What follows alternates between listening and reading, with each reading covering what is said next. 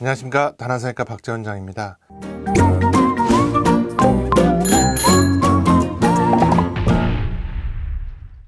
롱헤어 비절개에 대해서 간단히 말씀을 드리겠습니다. 왜냐하면 롱헤어 비절개는 제가 유튜브에서도 몇 번 다뤘던 주제이고, 그런데 좀 업데이트된 정보가 있어서 그런 부분에서 이 롱헤어 비절개에 다시 한번 브리프하게 한번 다뤄보겠습니다. 롱헤어라는 게 있고 뒤에 비절개가 있고요. 또 해외에서는 프리뷰 롱헤어 비절개라고도 부르기도 합니다. 프리뷰라는 거는 미리 보다라는 뜻이잖아요. 그래서 프리뷰의 개념은 세 가지로 얘기를 합니다. 일단은 요거부터 말씀드릴게요. 롱헤어라는 거는 길게 머리카락을 심는다는 거잖아요. 보통 머리카락을 심을 때 짧게 심게 되는데 롱헤어로 모발 이식을 하는 것. 이 롱헤어 절개는 절개식으로 처음 2006년도에 브라질의 마르셀로 피촌이 처음 이제 롱헤어 모발 이식을 그런 개념을 제시를 하죠. 프리뷰는 세 가지가 있다고 말씀드렸는데, 첫 번째 리스피언트 프리뷰를 주장합니다. 1년 뒤에 머리카락이 자랐을 때의 모습을 이식 직후부터 바로 볼 수 있는 거죠. 그래서 훨씬 더 자연스럽고 수술한 티가 안 나게 이렇게 만들어 줄 수 있다. 롱헤어 모발 이식의 개념을 피촌이 제안을 합니다. 그리고 2016년도에 오타비오 보아벤투라라는, 마찬가지로 브라질 의사입니다. 피촌하고 똑같이 오타비오 보아벤투라가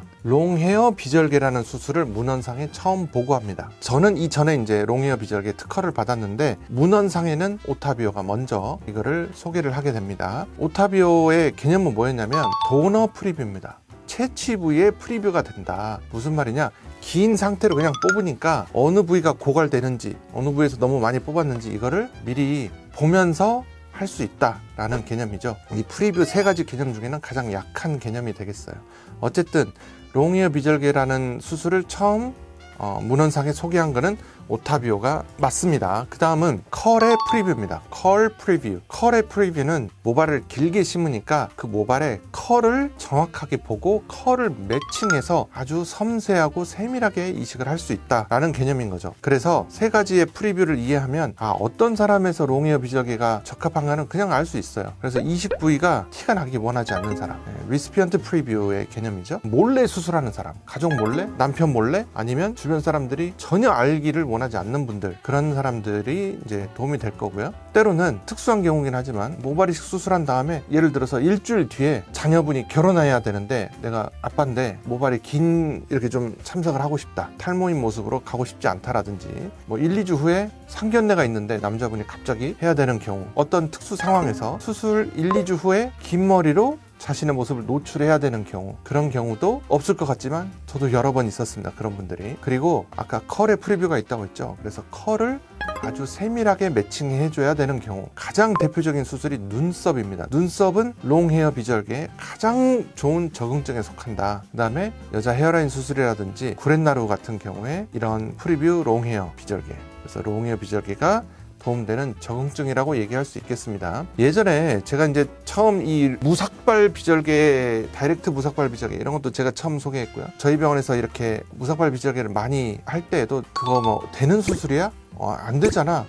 이런 사람들도 있었거든요. 근데 지금은 무삭발 비절개가 많이 전 세계적으로 알려지게 됐죠. 이 롱헤어 비절개도 처음 저희 병원에서 이렇게 막 하고 할 때 국내 다른 병원들, 뭐 외국 의사들도 마찬가지고요. 그거 왜 해? 어차피 빠질 건데. 그런 반응도 있었고요. 좀 냉소적으로 반응한 사람도 있었죠. 그랬는데 이 기술의 진보가 놀랍죠. 그래서 지금은 롱헤어 비절개는 전혀 생소한 수술이 아닌, 이제는 교과서에도 수록된 수술로 자리를 잡았습니다. 기존 수술법, 절개, 비절개, 무삭발 비절개를 대체할 수 있느냐, 이런 질문들을 많이 했는데요. 롱헤어 비절개가 더 미래에 우리가 추구해야 할 모발 이식 수술인 건 맞습니다. 이상적이잖아요. 그렇지만 기존 수술을 대체하진 않는다. 기존 수술의 보완제의 개념으로 롱헤어 비절개를 이해한다면 전혀 무리가 없을 것이라고 생각합니다. 그래서 롱헤어 비절개를 어렵게 생각했던 분들이 많은데요. 지금도 롱헤어 비절개는 거의 우리나라에서는 저희 병원만 하고 있는 수술이기 때문에 여러 가지 기술적인 난관 때문에 그렇습니다. 첫째는 수술 자세의 문제입니다. 많은 병원들이 엎드려서 채취를 하거든요. 환자분이 엎드린 상태에서. 그리고 앞에 이마 지지대가 없이 그냥 앉아서 하는 경우, 혹은 경락 마사지 의자, 10만원짜리 경락 마사지 의자 있어요. 이렇게 앉아서 하는 거, 그런 자세에서 수술을 하기 때문에 롱헤어 비절개가 어려운 이유가 가장 크다고 저는 생각하고요. 저희 병원은 그라피트 체어, 이제 제가 개발한 그라피트 graft, GRAFUET. FUE가 Follicular Unit Excision 비절개 모발이식의 약자거든요. graft에서 f를 퓨로 바꾼 거죠. 그래서 그라프트는 모낭이라는 뜻입니다. 모낭하고 비절개라는 용어의 합성어예요. 그래서 비절개를 쉽게 할 수 있는 체어를 저희가 만들어서 엎드리지 않고 앉아서도 할 수 있는 자세를 제공하기 때문에 견고하게 편안하게 수술이 가능하다. 두 번째는 장비의 문제입니다. 롱헤어 추출이 가능한 최신의 장비가 필요합니다. 이 펀칭 디바이스가 있어야 한다라는 거고요. 이 장비를 제대로 갖추고 있는 병원이 국내에는 없죠. 네, 저희 외에는. 그다음에 의사의 이제 기술력의 문제이겠죠. 이것도 많이 해보고 실력이 있어야 이제 뽑을 줄 알아야 뽑을 줄 아는 거잖아요. 가령 조정 있잖아요. 조정 엄청 좋은 보트를 줘봤자 이거 노젓기를 못하면 꽝이거든요.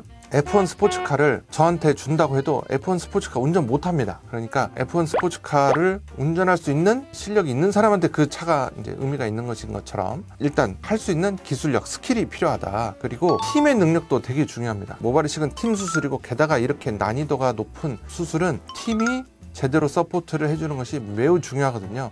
그래서 펀칭도 어렵지만 펀칭된 모낭을 이렇게 걷어들이는, 추출해내는 부분도 매우 어렵다. 그래서 그런 부분에서 서포트를 해주는 팀원, 그리고 간호사들의 능력이라든지 얼마나 트레이닝이 되어 있는지, 그리고 그 팀이 얼마나 이런 수술들을 롱헤어를 해본 적이 있는지, 이런 부분들에서 되게 차이가 많이 나기 때문에 기술적인 난관이 되게 높다라고 얘기할 수 있겠습니다. 자, 이제 저희 병원은 요즘에 멀티웨이브 펀치라는 거를 새로 소개하고 적용을 많이 하고 있는데요. 신개념의 펀치고 아주 효과가 뛰어난 최신 기술의 펀치가 되겠습니다. 멀티웨이브 플러스 펀치를 사용하는 경우에 롱헤어 비절개에 저는 신세계를 열었다라고 얘기하고 싶고요. 머리카락이 잘리거나 모낭 손상이 거의 없이 깨끗하고 그냥 수술이 너무 편하고 깔끔하게 롱헤어 비절개가 가능해서 기존의 윈도우 펀치보다 또 업그레이드된 롱헤어 비절개 수술이 가능하다. 훨씬 더 자신감을 가지고 롱헤어 비절개 수술을